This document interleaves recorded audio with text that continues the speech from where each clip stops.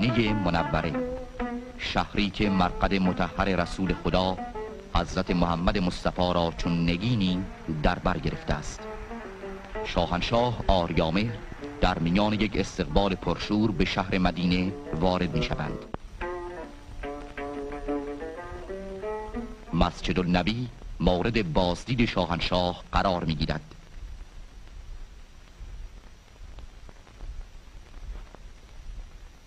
شاهنشاه مرقد مطهر حضرت رسول اکرم صلی الله علیه و آله و سلم را زیارت می کنند. مدینه منوره پناهگاه پیغمبر اکرم از ستم دشمنان بود و هم در این شهر بود که رسول خدا دیده از جهان فرو بست و امروز مرقد مبارکش زیارتگاه مسلمانان جهان است. از قبرستان بقیع و نقاط تاریخی شهر مدینه دیدن می شود.